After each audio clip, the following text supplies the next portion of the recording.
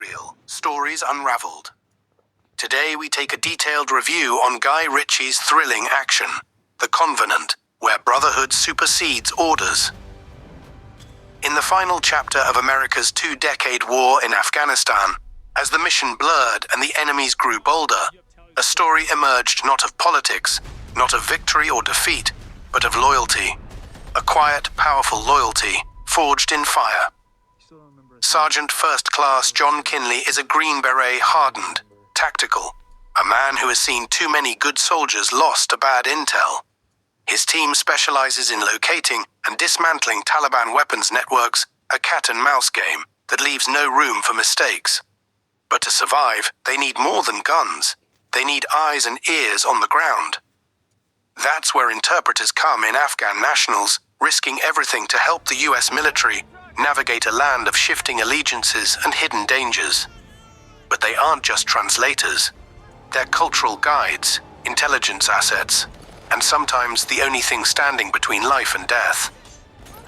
When Kinley's interpreter is killed in an ambush, trust in any replacement is thin, but then comes Ahmed Abdullah, a former mechanic with a mysterious past.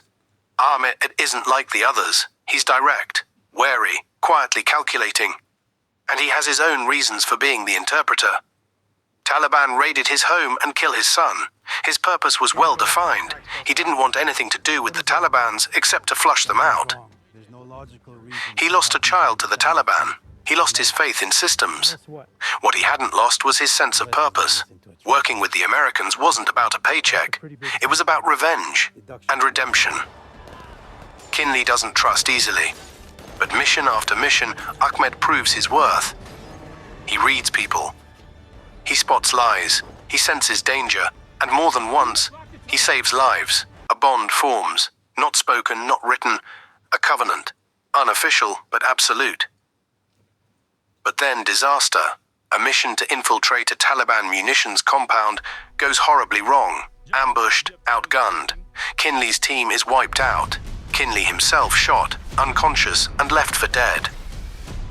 Ahmed was alone, Kinley injured. He had a decision to make. Ahmed has a choice: leave him, disappear into the mountains, or carry a bleeding American soldier through 100 kilometers of hostile terrain.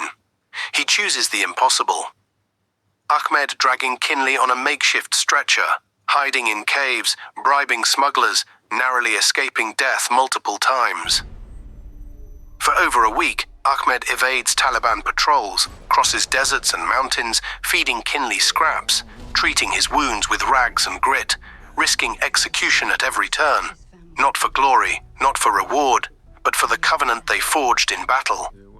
Kinley survives, repatriated, safe, but Ahmed is left behind, on the run, his face on Taliban wanted posters, his family in hiding. And the US government? Silent. The bureaucracy that relied on his service now buries him in paperwork and red tape. Cut to Kinley at home, restless, unable to sleep, flipping through files, watching satellite images. He was in hell.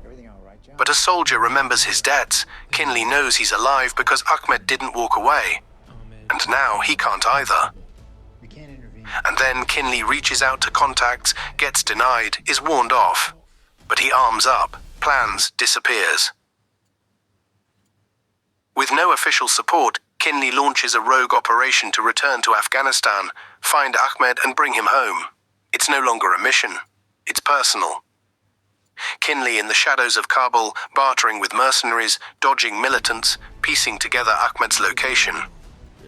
As the country collapses under Taliban resurgence, every hour is a race against time. Every step is treason to someone. But Kinley presses on. Kinley finds Ahmed. The men lock eyes. No words, just understanding. Together again, not as soldier and interpreter, but as brothers. They escape under fire, fighting side by side one last time, and this time, they both made it out. There was a heavy gunfight at the bridge. Kinley and Ahmed fought so hard, protecting the life of Ahmed and his family that mattered to him. They ran out of ammunition, hiding behind the bricks, and a support from the private contractor Kinley had contacted completed the fight by spraying bullets from the high-low and heavy missiles on the Talibans. Ahmed, his wife and child were successfully taken back to the United States thanks to a covenant kept. Guy Ritchie's The Covenant is a war story, yes. But more than that, it's a human story, about the promises we keep, the debts that can't be paid with medals, and the quiet heroism of one man who carried another, when no one else would. Thousands of Afghan interpreters were left behind after the US withdrawal. Many still await relocation. Not all covenants are written in ink. Some are written in blood. For more reviews, please like, share, subscribe, turn on bell notification so you don't miss an episode of our reviews. Thank you.